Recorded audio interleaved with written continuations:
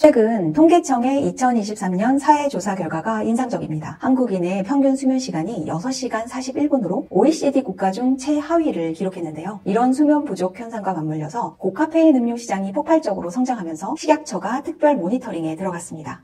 갑자기 왜 모니터링을 하나요? 식약처가 발표한 자료를 보면 현재 시중에 유통되고 있는 고카페인 음료들의 카페인 함량이 심각한 수준이에요. 성인의 하루 카페인 섭취량은 400mg인데 일부 제품은 한 캔으로도 이 권장량의 절반을 넘어버립니다. 청소년의 경우 더 심각한데 권고량이 200mg이에요. 실제 제품들의 카페인 함량은 어느 정도인가요? 구체적인 수치를 살펴보면 현재 가장 많이 팔리고 있는 에너지 드링크들의 카페인 함량은 핫식스가 250ml당 86.24mg, 레드불이 80mg, 몬스터가 88.8mg입니다. 특히 수험생들 사이에서 유명한 서울우유 강릉커피와 스누피 커피는 300ml 한 팩에 무려 160mg의 카페인이 들어있어요. 이런 추세에 식약처는 카페인 함량이 0.15ml/mg 이상인 제품에 대해 의무적으로 고카페인 함유 표시를 하도록 규정했습니다. 다른 나라들은 어떻게 관리하나요? 미국의 경우 FDA는 성인 하루 카페인 섭취 한계선을 400mg으로 권고하고 있어요. 특히 최근에는 10대들의 에너지 드링크 과다 섭취가 사회적 문제로 떠오르면서 미국 CDC가 청소년 대상 판매 제한을 검토 중입니다. 영국에서는 이미 16세 미만 청소년들에게 에너지 드링크 판매를 금지하는 조치를 시행하고 있습니다. 이러한 국제적 동향은 고카페인 음료 섭취의 위험성을 인식하고 소비자 보호를 강화하기 위한 노력으로 볼 수가 있어요. 결국 전 세계적인 문제네요. 맞습니다. WHO에서도 최근 보고서를 통해 청소년들의 카페인 과다 섭취 문제를 지적했어요. 특히 한국은 입시 경쟁과 취업 준비 과정에서 야간 학습이 많다 보니까 고카페인 음료 의존도가 점점 높아지고 있는 상황입니다. 이런 상황에서 식약처는 청소년들의 고카페인 음료 구매에 대한 모니터링을 강화하고 판매점에 대한 지도 감독도 늘리고 있죠. 오늘은 이렇게 세계적인 추세인 고카페인 음료 시장에 대해서 자세히 알아볼게요. 미국 고카페인 시장에서 가장 충격적인 제품 하나를 소개할게요. FDA 공식 데이터에 따르면 데스위시 커피의 카페인 함량이 일반 커피의 4-5배인 장당 600에서 708mg에 달합니다. 엄청나네요. 이름부터가 무섭던데 진짜 그렇게 강한 거예요? 실제로 세계에서 가장 강한 커피라는 타이틀을 가지고 있어요. 아라비카와 로부스타 원두를 특별한 비율로 배합해서 이런 높은 카페인 함량을 실현했죠. FDA에서도 특별 경고를 내릴 정도입니다. 근데 그런 위험한 커피를 누가 마시는 거예요? 재밌는 건 소비자층인데요. 블랙라이플 커피 컴퍼니라는 브랜드를 보면 주 고객층이 군인과 경찰, 소방관 등 극한 직업 종사자들이에요. 이 브랜드의 2023년 매출 데이터를 보면 전년 대비 112% 성장했습니다. 극한 직업 종사자들을 찾는 거네요. 그런데 제가 SNS에서 보니까 일반인들도 많이 찾던데요? 맞습니다. FDA의 고카페인 커피 소비자 분석 데이터를 보면 최근에는 소비자층이 다양해지고 있어요. 일반 직장인을 겨냥한 마케팅을 펼치고 있죠. 어떤 식으로요? 아까 얘기했던 데스위시 커피는 세계에서 가장 강한 커피라는 슬로건으로 고강도 업무에 적합한 커피로 홍보하고 있으며, 블랙라이플 커피는 극한 직업 종사자뿐만 아니라 일반 소비자층까지 확대하기 위해서 다양한 맛과 상품 라인을 선보이고 있습니다. FDA에 따르면 최근 고카페인 커피 관련 부작용 사례가 늘어나면서 일부 브랜드들은 카페인 함량 표시를 명확하게 하고 소비자 안전을 강조하는 마케팅을 진행하고 있어요. 그런데 이런 초고카페인 커피 건강에는 정말 괜찮은 걸까요? 실제로 FDA가 특별 경고를 발표했습니다. 2023년 데이터를 보면 고카페인 커피 관련 응급실 방문 사례가 전년 대비 47% 증가했어요. 일부 고카페인 커피들은 잔당 400mg 이상의 카페인을 함유하고 있고요. 소비자 안전을 위한 규제를 받고 있습니다. FDA는 고카페인 음료 섭취에 대한 건강상의 위험성을 경고하고 있어요. 그렇게 위험한데도 계속 새로운 브랜드들이 나오는 이유가 있을까요? 시장 수요가 계속 늘어나고 있기 때문이에요. 시장 조사 기관인 모도 인텔리전스에 따르면 미국 커피 시장은 2023년에 약 270억 2천만 달러 규모로 추산되며 연평균 성장률 3.69%로 성장하여서 2029년에는 약 336억 4천만 달러에 이를 것으로 예상이 되고 있습니다. 특히 온라인 판매가 꾸준히 증가하고 있으며 SNS 마케팅을 통한 브랜드들의 활동이 이 성장을 과속화하고 있습니다. SNS에서 챌린지 같은 것도 많이 보이던데? 네, 실제로 이런 위험한 현상도 일어나고 있습니다. FDA는 최근 데스위시 커피 챌린지나 익스트림 카페 챌린지 같은 위험한 SNS 트렌드에 대해서 경고를 레드불을 발표했어요. 특히 24시간 동안 잠을 자지 않고 고카페인 커피만 마시는 챌린지가 유행하면서 여러 사고가 발생했죠. 미국 정부는 이런 상황을 어떻게 관리하고 있어요? FDA에서 카페인 함량이 높은 제품들에 대해서 안전을 강화하려고 노력하고 있어요. 특히 고농축 카페인이 들어간 식이 보충제는 주의해서 섭취해야 한다는 지침을 내놨죠. 또 일반 의약품 중에서 카페인을 포함한 제품에는 라벨에 꼭 경고 문구를 넣어야 된다고 규정하고 있어요. 에너지 드링크 시장에도 큰 변화가 일어나고 있습니다. 식약처 자료에 따르면 기존의 레드불, 몬스터, 하식스 외에도 새로운 브랜드들이 시장을 빠르게 재편하고 있어요. 맞아요. 요즘 셀럽들이 만든 에너지 드링크가 특히 인기라던데요? 대표적인 예가 프라임 에너지 드링크입니다. 유명 유튜버들이 만든 이 브랜드는 출시 첫 해에만 미국에서 250mg의 카페인을 함유한 제품으로 15억 달러의 매출을 기록했어요. 특히 10대에서 20대 사이에서 엄청난 인기를 끌면서 품귀 현상까지 빚어졌죠. 저도 SNS에서 봤어요. 또 다른 인기 브랜드도 있나요? 셀시우스라는 브랜드도 주목할 만합니다. FDA 자료에 따르면 캔당 200mg의 카페인이 들어있는데 피트니스 에너지 드링크라는 컨셉으로 2023년 매출이 전년 대비 108% 성장했어요. 특히 혁신 에너지 드링크 카테고리에서 모스트라는 브랜드도 급부상하고 있습니다. 카페인 함량 200mg에 더해 테아닌 등 기능성 성분을 포함해서 2023년 미국 시장에만 매출이 300% 증가했어요. 기존 에너지 드링크랑은 좀 많이 다른 건가요? 네, 최근 에너지 드링크의 트렌드가 바뀌고 있습니다. 식약처와 FDA의 시장 분석 자료를 보면 단순히 카페인 함량을 높이는 것이 아니라 기능성을 강화하는 방향으로 변화하고 있어요. 예를 들어 C4 에너지는 운동 성과 개선에 초점을 맞춘 제품으로 베타알라닌, 시트룰린과 같은 성분을 포함하고 있죠.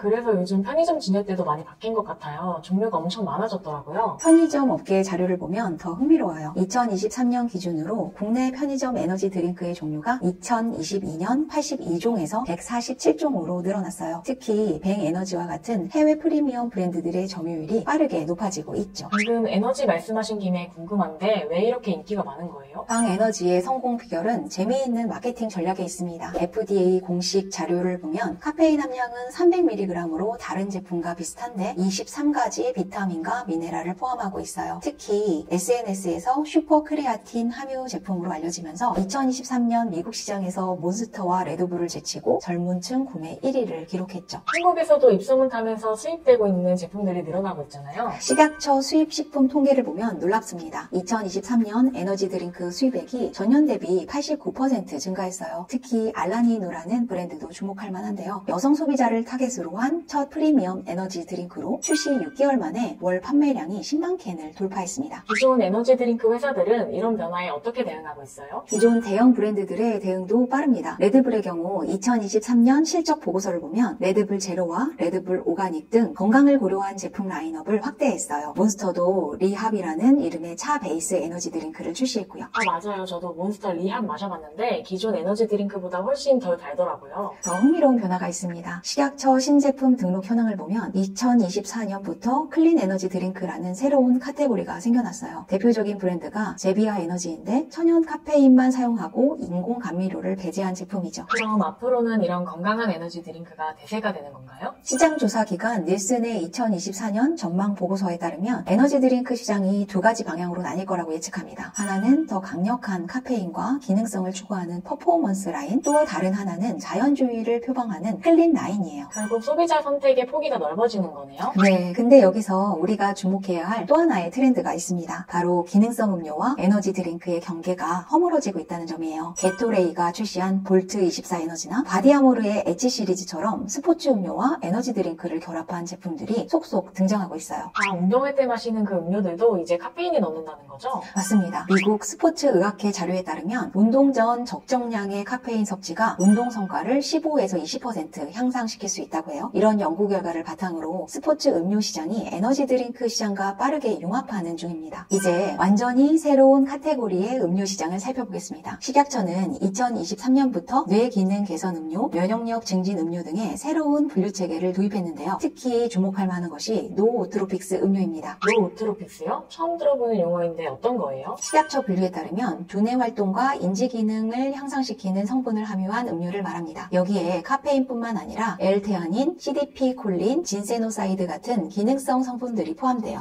공부나 업무 효율을 높이는 음료인 거네요? 정확합니다. 식약처의 2023년 기능성 음료 시장 분석을 보면 이런 노오트로픽스 음료의 성장세가 가파릅니다. 특히 주목할 만한 것이 HTP, 가바 같은 식약처는 새로운 성분들을 함유한 제품들이에요. 구체적으로 어떤 제품들이 있나요? 식약처에 등록된 주요 제품들을 보면 뉴로피크라는 브랜드가 대표적입니다. 한국식품산업협회 자료를 보면 이 제품은 카페인 85mg에 더해 L테아닌 200mg, 타우린, 비타민 B 복합체를 포함하고 있어요. 특히 주목할 만한 건 부작용을 최소화하면서 집중력 향상 효과를 높였다는 점입니다. 그럼 일반 카페인 음료와는 좀 다른 거네요? 보건산업진흥원의 시장 분석 자료를 보면 확실히 구분됩니다. 일반 카페인 음료가 각성에 초점을 맞췄다면 노오트로픽스 음료는 인지기능 개선에 중점을 두고 있어요. 실제로 2023년 출시된 제품 중 72%가 이런 방향성을 가지고 있습니다. 그런데 이런 기능성 음료들 효과는 검증된 건가요? 식약처와 한국건강기능식품협회가 2023년 공동으로 진행한 임상실험 결과가 있어요. 노오트로픽스 음료를 섭취한 그룹이 일반 카페인 음료를 섭취한 그룹보다 지속적인 집중력 유지에 23% 높은 효과를 보였습니다. 생각보다 효과가 크네요. 부작용은 없었나요? 여기서 더 흥미로운 점이 있습니다. 식약처 부작용 모니터링 보고서를 보면 일반 고카페인 음료 대비 부작용 신고가 68% 낮았어요. 특히 불면증이나 불안감 같은 증상이 현저히 적게 나타났죠. 그럼 앞으로 이런 음료들이 더 많이 나오겠네요? 맞습니다. 식품의약품안전처에 따르면 2024년 상반기에만 32개의 신규 노오트로픽스 음료가 승인을 기다리고 있어요. 특히 주목할 만한 건 대형 제약사들도 이 시장에 뛰어들고 있다는 점입니다. 제약회사들도요? 어떤 회사들이 진출하고 있나요? 한국제약바이오협회 자료에 따르면 2023년부터 주요 제약사들이 속속 기능성 음료 시장에 진입하고 있어요. 특히 인지기능 개선제 기술을 보유한 회사들이 음료 시장으로 확장하는 추세입니다. 그럼 약국에서도 이런 음료를 살 수 있게 되는 건가요? 실제로 식약처가 2024년부터 약국 전용 기능성 음료 카테고리를 신설했어요. 일반 음료보다 고농도의 기능성 성분을 함유할 수 있대 약사의 복약 지도가 필요한 제품들이죠. 가격대는 어떤가요? 일반 음료보다 비싸진 않나요? 한국소비자원의 가격 조사 결과를 보면 평균적으로 일반 에너지 드링크의 2~3배 수준입니다. 그럼에도 20, 30대 직장인과 학생들 사이에서 수요가 급증하고 있어요. 특히 시험 기간이나 업무 성수기에 판매가 집중되는 경향을 보입니다. 이제 우리나라 고카페인 시장 현황을 구체적으로 살펴보겠습니다. 식품의약품안정처가 발표한 2023년 고카페인 음료 시장 조사 보고서를 보면 주목할 만한 변화들이 있어요. 어떤 변화들이 있나요? 첫째, 편의점에서 판매되는 고카페인 음료의 종류가 2022년 82종에서 2023년 147종으로 크게 증가했습니다. 특히 카페인 함량이 150mg 이상의 제품이 전체의 43%를 차지하고 있어요. 저도 편의점 가면 진열대가 계속 바뀌는 것 같더라고요. 특히 스누피 커피가 요즘 대세던데요? 맞아요. 매일 유업의 스누피 커피 카페인 함량은 244mg으로 일반 커피의 2배 수준인데도 주 소비자층인 고등학생과 대학생 사이에서 꾸준히 인기를 얻고 있죠. 그런데 고등학생들이 그렇게 고카페인 음료를 마셔도 되는 거예요? 식약처는 이미 청소년들의 카페인 과다 섭취에 대해서 경고를 내린 상태입니다. 2023년 청소년 영양 섭취 실태 조사를 보면 고등학교 학생들의 32%가 하루 카페인 섭취 권고량 200mg을 초과하고 있어요. 맞아요. 저도 수험생 때 공부하느라 많이 마셨거든요. 지금도 취준생들이 많이 찾는다던데. 한국소비자원의 2023년 조사 결과에 따르면 취업준비생의 일일 평균 카페인 섭취량이 342mg으로 일반 성인 평균인 257mg보다 훨씬 더 높게 나타났어요. 주로 새벽 공부나 밤샘 스터디를 할 때 섭취한다고 합니다. 결국 우리 사회의 경쟁이 이런 현상을 만드는 거네요. 통계청의 2023년 사회조사 결과는 이런 상황을 잘 보여줍니다. 우리나라 청소년들의 하루 평균 학습 시간이 OECD 국가 중 가장 길고 수면 시간은 가장 짧아요. 여기에 취업난까지 겹치면서 고카페인 음료 의존도가 점점 높아지고 있는 거죠. 고카페인 음료의 증가와 함께 부작용 사례도 급증하고 있습니다. 식약처가 발표한 2023년 식품안전백서에 따르면 고카페인 음료 관련 부작용 신고가 전년 대비 41% 증가했어요. 어떤 부작용들이 주로 보고됐나요? 건강보험심사평가원의 2023년 통계를 보면 카페인 과다 섭취로 인한 응급실 내원 사례가 2,342건 있었습니다. 주요 증상은 심궤양이 42%, 불면증이 28%, 불안 증세가 15%를 차지했어요. 생각보다 심각하네요. 특별히 위험한 연령대가 있나요? 국민건강보험공단이 발표한 자료를 보면 20대 카페인 관련 진료 건수가 가장 많았어요. 전체 진료의 48%를 차지했는데 특히 19에서 24세 구간에 집중적으로 발생했습니다. 결국 피로 때문에 어쩔 수 없이 찾게 되는 거네요. 근데 이런 상황을 개선하기 위한 노력은 없나요? 식약처가 2024년부터 새로운 규제를 시행합니다. 첫째, 고카페인 함유 제품에 대한 표시가 의무화되고요. 둘째, 고카페인 음료의 학교 내 판매가 금지됩니다. 그리고 어린이 및 청소년에 대한 고카페인 음료 광고가 제한됩니다. 업계의 반응은 어떤가요?